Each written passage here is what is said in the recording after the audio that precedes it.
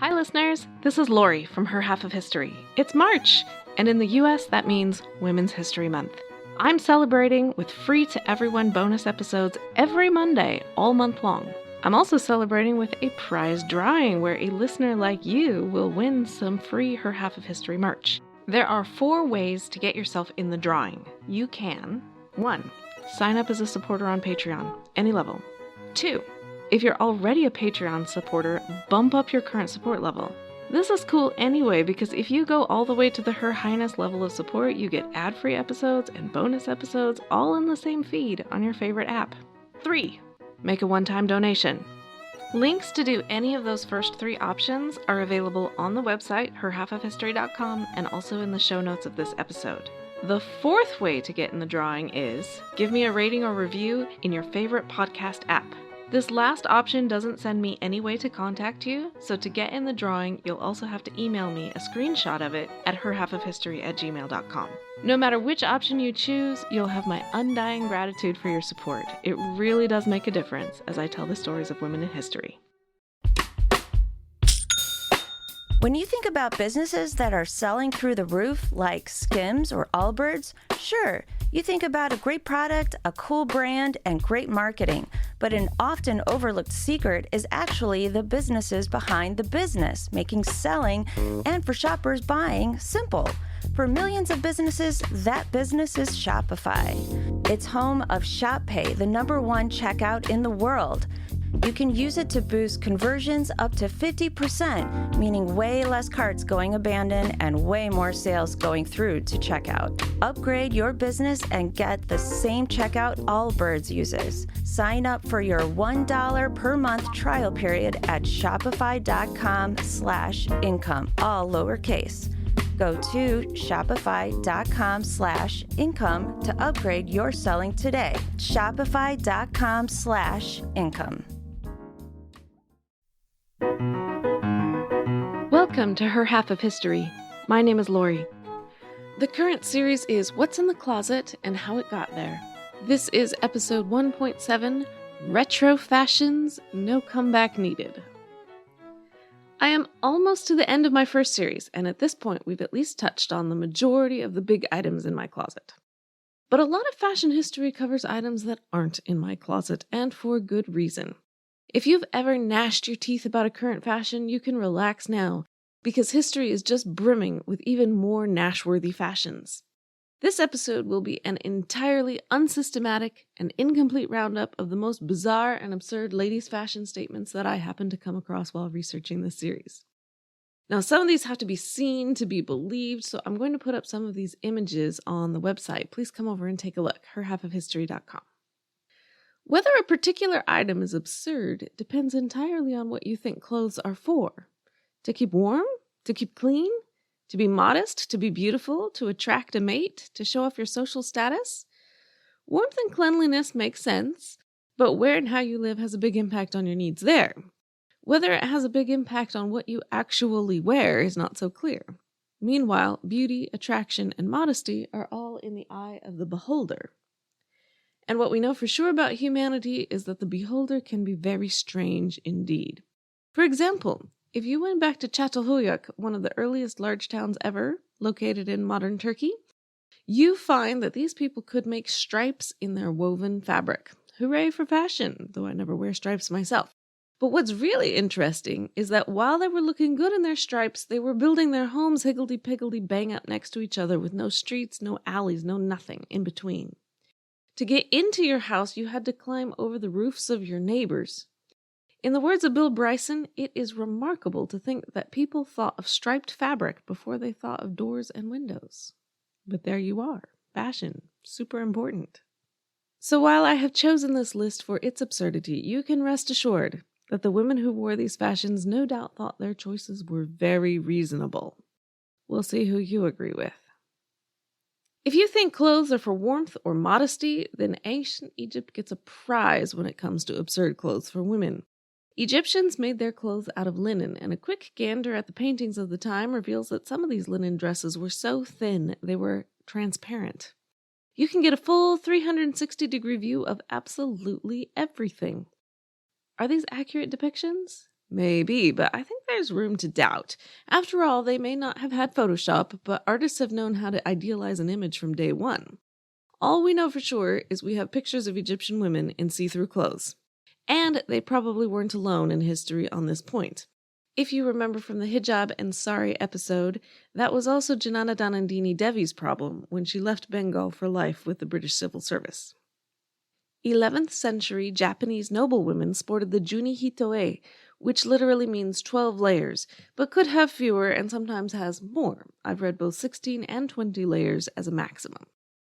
While beautiful, the weight of that much silk yardage could add up to 20 kilograms, which is 44 pounds.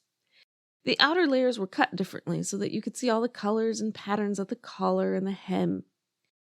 In the illustrated scrolls of the period, men walk around and play games, while the women, and I'm quoting here, are almost always seen languishing in a little heap on the floor surrounded by huge mountains of cloth. End quote. Incidentally, the juni hitoe is still worn on formal and ceremonial occasions in Japan today. European women of the 12th century favored slinky, form-fitting dresses with long sleeves, by which I mean very long sleeves. The sleeve held tight to your arm until the wrist, where the cuff widened out so far that they actually dragged on the ground and had to be tied up. Eleanor of Aquitaine was the mother of Richard the Lionheart from the Robin Hood tales. She definitely wore sleeves of this sort, so perhaps we should imagine Maid Marian in them too. By the 14th and 15th centuries, sleeves were sometimes still trailing, but ladies of fashion had added a headpiece, sometimes with two gigantic horns poking out on either side. Hat makers shaped the horns out of wire and then draped fabric over them. These horns could be several feet long, and doorways had to be redesigned so that women could get through. 15th century Venetian chopines are the shoes of nightmares. Some of the versions were kind of like platform shoes, but in the 1550s, it was the height of fashion to wear them at 20 inches high. Other chopines were, if possible, even worse. These were less of platforms and more like high heels, sort of, except that the heel, or whatever you want to call it, is not actually under the heel. Under your heel is just inches and inches of thin air, while farther forward towards the ball of your foot is the part that actually reaches down to the floor. It forces your entire body weight forward, so you are basically walking on tiptoe all the time. This made it so impossible to walk that women in these chopines had to traipse around town while leaning on a servant for balance. So I take back all the hard things I said about heels in episode 1.3. I guess the stiletto is completely reasonable after all. If you lived in the mid-16th century, you might have sported a flea fur. This is a small, dead animal, tail, torso, teeth, and all, which you slung over your shoulder. The first source I read said that the flea fur was used to attract fleas, in the sense that you hoped fleas would go to it, rather than you. In case you have a flea problem, I'll warn you now that this doesn't work. Fleas like warm blood, not dead fur. However, a later source I read said that the name and theory of flea furs was a 19th century explanation for a 16th century fashion. A kind of sneer at the past's expense. See how much smarter than them we are. It's much more likely that the flea fur was just a small dead animal worn by people who thought it would look good to have a small dead animal on their shoulder. Fleas were just a fact of life. The ruff was worn in Europe from the 1560s to the 1640s as a status symbol. The more expensive fabric and starch you packed into your collar, the richer you were, or wanted to appear. So the most pretentious of all nobility walked around looking like their heads had been chopped off and served on a white platter. I can think of a number of problems with that, but the one that bothered some people was the all-important issue of cleavage. You couldn't see enough of it. Hence the open ruff that made it look like your head was being served on a funnel because your big, huge collar was cut open at the strategic point. Take a look at Queen Elizabeth I's portraits, and you'll see that she wore both the closed and the open ruff for various paintings.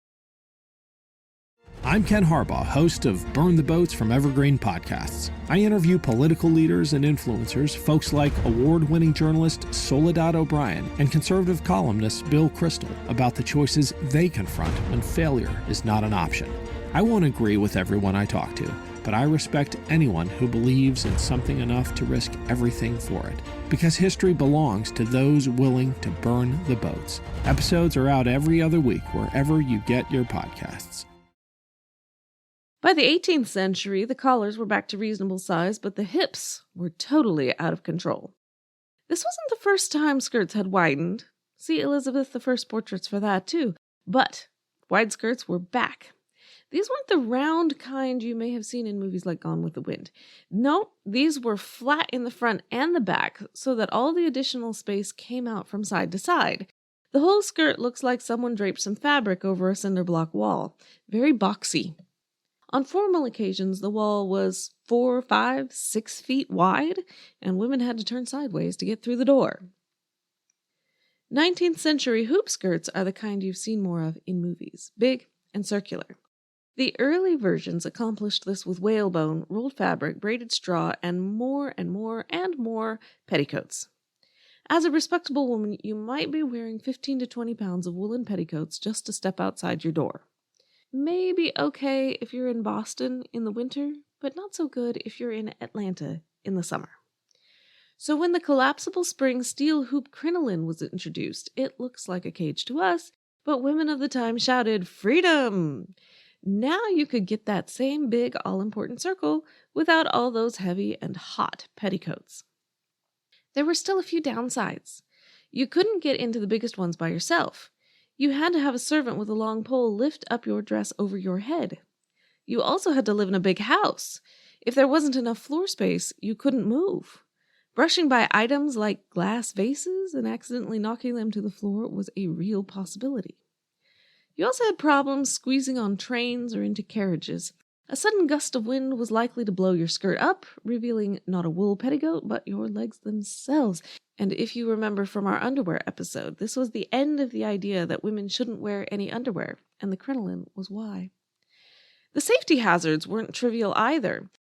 You could get tangled in the wheels of passing carriages, and if you happened to brush past a fireplace, well, clothes are extremely flammable. These drawbacks didn't stop women, even women of modest means, as it became socially required to wear at least a small crinoline. Is it any wonder that Amelia Jenks Bloomer thought dress reform was a great idea? In the 1870s, women had grown tired of the hoop skirt, finally, but their next step was to put all that extra bulk on the back in a bustle.